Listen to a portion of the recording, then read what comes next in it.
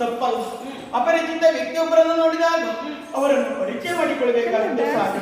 ನೀವು ಕೇಳಿ ತಿಳಿದುಕೊಂಡಿರಬಹುದು, ಪುಣ್ಯವಾಗಿರುವಂತಹ ಕ್ಷೇತ್ರ ಅದುವೇ ಕಾಶಿ ಕ್ಷೇತ್ರ.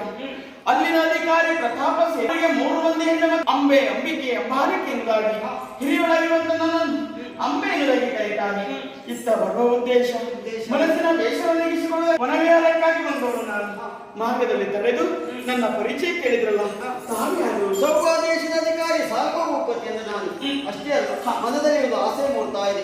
ನಿನ್ನ ರೂಪಕ್ಕೆ ನಾನು ಮಾರು ಹೋಗಿದ್ದೇನೆ, ನಿನ್ನನ್ನೇ ಮದುವೆ ಆಗಬೇಕೆಂದು ಆಸೆ ಪಡ್ತಾ ಇದ್ದೇನೆ. ನೀನು ನನ್ನನ್ನು ಮದುವೆ ಆಗ್ತೀಯಾ? ಸಾರ್ವಭೌಮಪತಿಗಳೇ, ಮನುಷ್ಯರಿಗೆ ಆಸೆ ಎನ್ನುವುದು ಸಾಧ್ಯವಾದದ್ದು.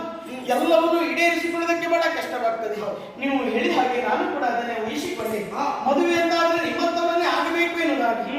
ಆದ್ರೆ ಏನು ಮಾಡೋಣ, ಕಾಲ ಮಿತಿ ಹೋಯಿತು. ಹೌದಾ? ನಾಳೆ ಅಂತ ಹೇಳಿದ್ರೆ ನಮ್ಮ ಪುರದಲ್ಲಿ ಮದುವೆ.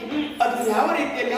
ಎಲ್ಲ ಹೆಣ್ಣು ಮಕ್ಕಳ ಮದುವೆ ನಮ್ಮ ಮದುವೆ ಅಲ್ಲ. ಮತ್ತೆ ಧರಣಿ ಪಾಲಕರಿಗೆಲ್ಲ ನೀವು ಲೇಖನವನ್ನು ಕಳಿಸಿದ್ದಾರೆ.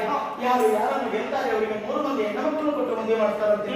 ತಾವಲ್ಲಿವರೆಗಾಗಿ ಬಂದಿದ್ದೇವೆ ಅಂತಾದ್ರೆ, ಧಾರಣೇಶ್ವರನ ಗೆದ್ದಿದ್ದೆ ಸತ್ಯವಂತಾದ್ರೆ ನಾನು ನಿಮ್ಮವರಾಗಿ ಬರ್ತೀನಿ. ಹಾಗಾದ್ರೆ ನಾಳೆ ನೇರವಾಗಿ ಅಲ್ಲಿಗಾಗಿ ಬಂದು ಮಾತ್ರವಲ್ಲ, ಎಲ್ಲ ಧಾರಣೇಶ್ವರನ್ನು ನಾನೇ ಗೆಲ್ಲುತ್ತೇನೆ. ಒಂದು ವೇಳೆ ದೂರದಲ್ಲಿ ಸೋತೆ ಅಂತ ಆದ್ರೆ ಸೋತರು ನೀನೇ ಮದುವೆ ಆಗ್ಬೇಕು, ಹಾಗಂತ ಒಂದು ಮಾತು ಕೊಡ್ತೀಯ? ಅಲ್ಲಿವರೆಗಾಗಿ ತಾವು ಬಂದಿದ್ದೇ ಅಂತಾದ್ರೆ ರಣಕ್ಷೇತ್ರದಲ್ಲಿ ಏನು ಸೋಲು ಗೆಲ್ಲುವೆನ್ನುವುದನ್ನು ಕಟ್ಟಿಟ್ಟಂತದ್ದಲ್ಲ.